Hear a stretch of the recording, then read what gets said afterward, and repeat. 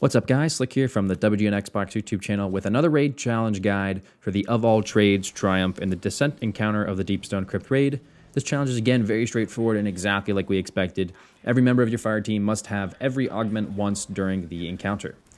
The easiest way to go about this challenge is to divide yourselves into 3 teams of 2, the left team, middle team, and right team, and additionally you can number yourselves 1 through 6 from left to right. So you'd have person 1 and 2 on the left, person 3 and 4 in the middle, and person 5 and 6 on the right, and this kind of gives you the good old buddy assignment for the duration of the encounter. More often than not, you're going to start the encounter with one of the vandals or the dregs that carry the augment. There'll be one of them on each of the 3 sides, so that'll kind of give you a starting assignment as to which augments you'll have. In our run, we had operator start on the left side, suppressor in the mid, and then scanner on the right side.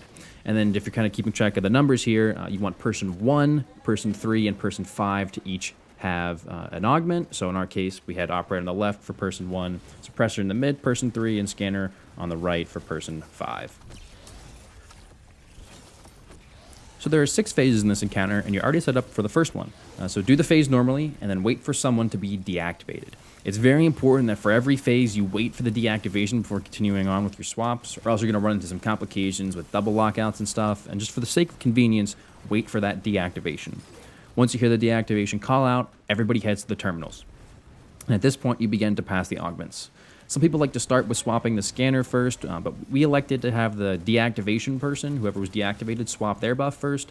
But really it doesn't matter. There's just so much time here to get this swap off, so you don't really have to worry about it.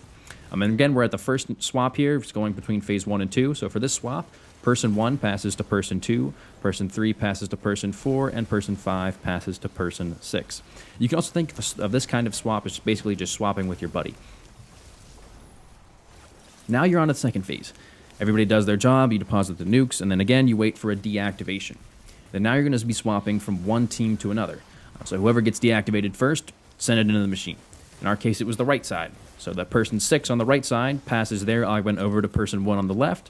Person 2 on the left passes their augment to person 3 in the middle. And then person 4 in the middle passes to person 5 on the right. And that completes your second phase. And hopefully by now you see the pattern.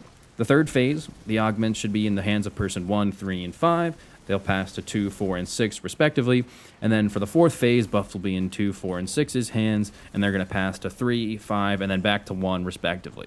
So you do this process 6 times while doing the regular encounter mechanics and making sure that you don't forget to suppress the boss like we almost did in the final stage, as you can see on screen here.